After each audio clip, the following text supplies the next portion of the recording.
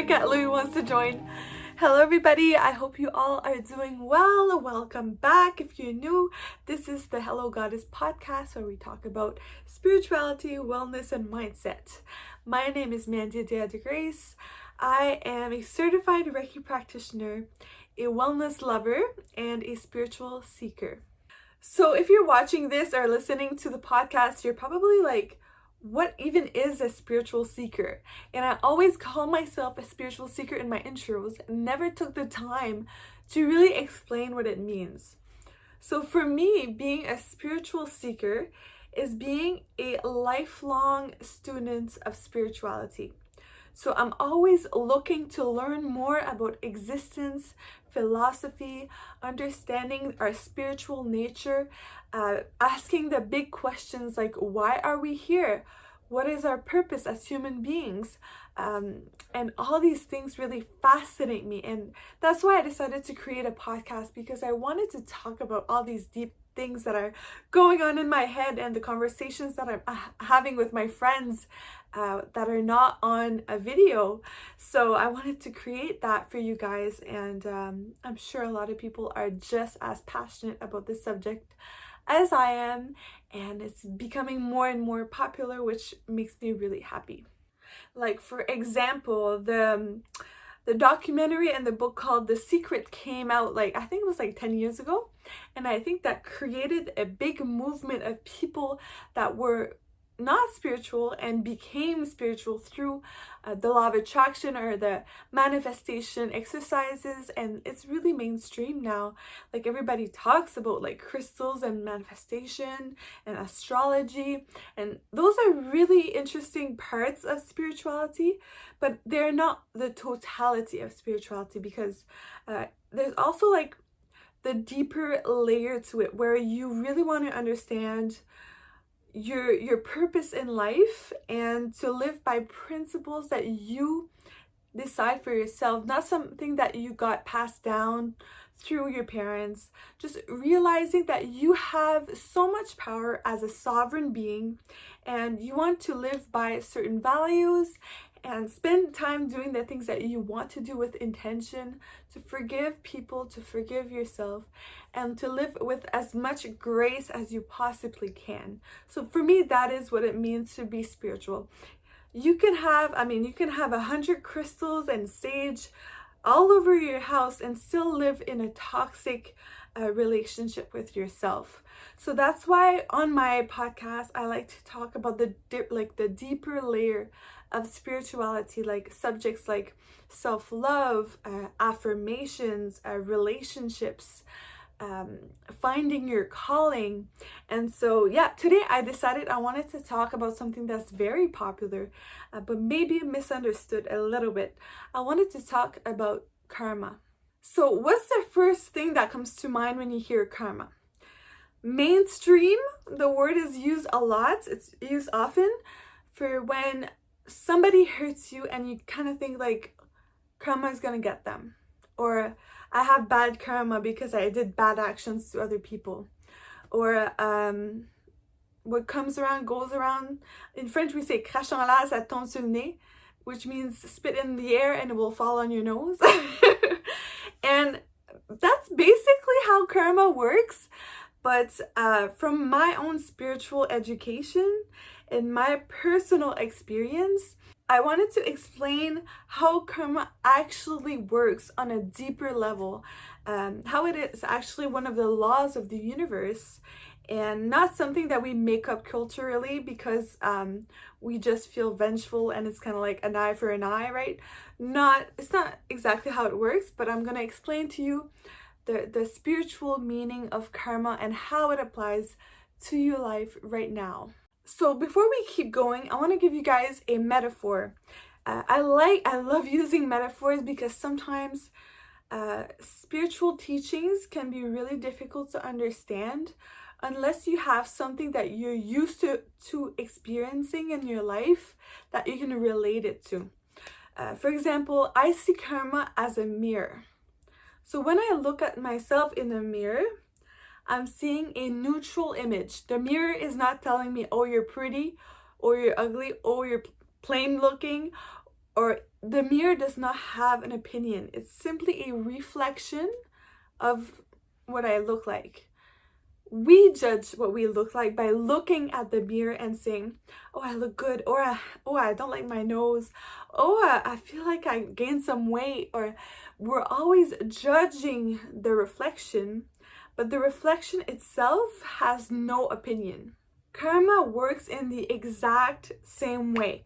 It's actually originating from cultures in India.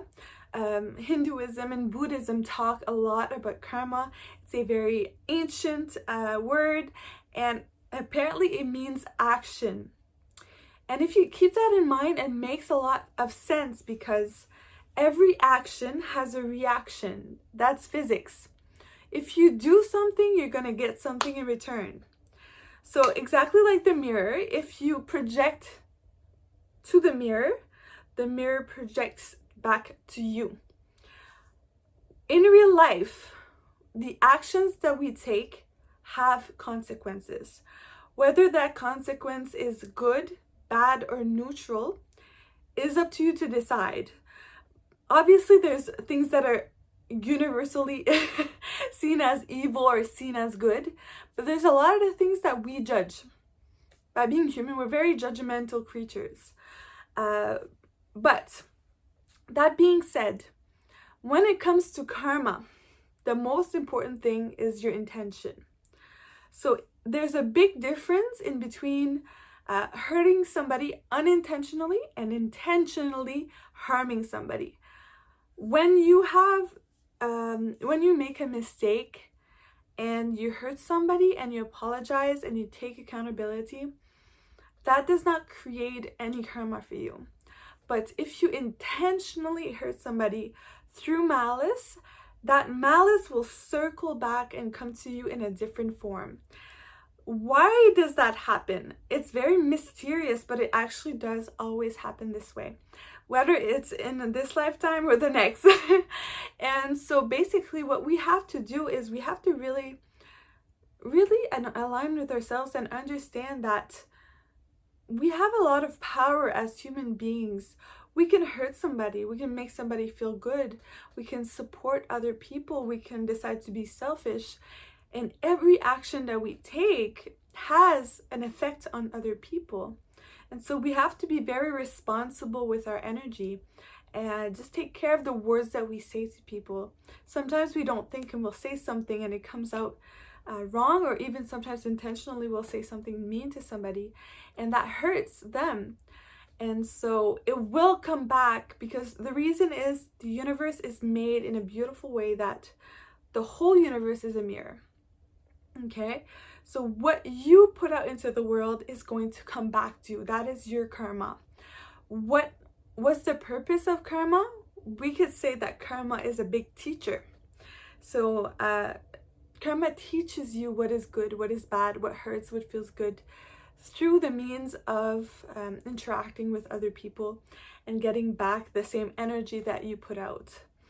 Once you start to learn about yourself and mature and understand that we are all interconnected, that makes you become more compassionate, because you understand that hurting somebody else is essentially the same thing as hurting yourself. You may be asking yourself, is there a way to transcend karma? I would say yes and no. There's a way to simply have good karma and to let go of the negative karma. I think that's when you heal yourself, because when you heal yourself, when you don't have any emotional wounds, you don't feel the need to hurt other people ever. Even if they hurt you, you're able to automatically forgive, because you understand that hurt people hurt people. I'll say that again. Hurt people, people that are in pain, hurt others. It's really that simple. And if somebody hurts you, you can just say, this is nothing personal. Something's going on with this person. They need to deal with that. And they will experience one day, I don't know if it's tomorrow or 2 years or in the next lifetime, something similar. And it will click in their head like, that's how they felt when I said that to them or when I did that to them. wow, and the regret and the maturity emotionally that comes with that. So basically, it's possible to heal yourself to a level where you are surrounded by love and good karma, because that's what you emit. You transcended the lesson, basically. The lesson being that actions have a reaction. But yeah, like, if you transcend karma, a lot of people call that unity consciousness. In like the new age movement, there's a lot of lingo, so I'm trying to break it down for you guys to understand. But unity consciousness is understanding that you are connected to all things. There's no way to separate yourself from other people. There's no way to separate yourself from earth or from the sky. We are literally all one. So whatever you do to yourself, you do to others, and vice versa. The ultimate spiritual teaching is unforgiveness, unconditional love and forgiveness. So when you get to that level, you tap into unity consciousness. But before that, you have to go through separation consciousness, which is the biggest hoax, the biggest illusion of all, thinking that we are separate from other people when we aren't. We literally cannot survive on our own. We're so tied in together with the earth, like the food that the earth gives us, the water that the earth gives us, the air that we breathe, we all breathe together, and like the cells in our bodies and all the microbiome and everything. Like, if you really think about it, we are a system on a physical level and on a spiritual level and on a universal level. We are systems and we're working together. And to be able to realign to love and to understand what that means, we need to experience the contrast of that, which is hatred and guilt and fear and shame and jealousy and anger. And all of these things teach us something. It teaches us the opposite of love. People learn when they're ready. When they're ready to connect with themselves, to connect with love, they will be able to heal, and that will stop the pain from spreading from that human being. And the ultimate goal is for us all to connect to unity consciousness and to understand that we are love and we are pure light and joy. But yeah, like, karma is a very powerful teacher because it shows us what we can't see in ourselves. When we see it in somebody else and we realize, oh my God, I did that last week, it really makes you think about things before acting. And so another thing too that I notice a lot of people do, and I'm sure I have done that in the past as well, I'm not a saint by any means, is somebody hurts you and you say, karma's gonna get them, with the intention of hoping them to experience the same thing that you did. That doesn't create karma for them. Karma is gonna happen whether or not you judge you want them to have the karma. It's going to happen. But if you have ill will, like if you wish ill will to somebody else, that is your karma. So that's why spirituality really requires us to practice forgiveness of ourselves and forgiveness of other people, because we understand, like Jesus said, forgive them for they not know what they do. It's like they say, an eye for an eye leaves the world blind. So I remember being younger, I used to be really angry at the younger kids that were bullying me at the time when I was in high school. But then I came to a point where I understood, like, being angry at somebody else is like drinking poison and expecting the other person to suffer. I had to free myself from that anger to forgive them for my sake, for my own well-being. And that creates good karma in my life, because I got out of this cycle of hurting people and them hurting you and then you hurting them, and then that cycle that you get stuck in, where you're miserable and you're completely missing the mark of life, missing the point of life, which is love, joy, peace, and sharing these experiences with the people that you love. So again, karma is a spiritual law. It's kind of like the law of attraction. When you think about something, you attract it in your reality.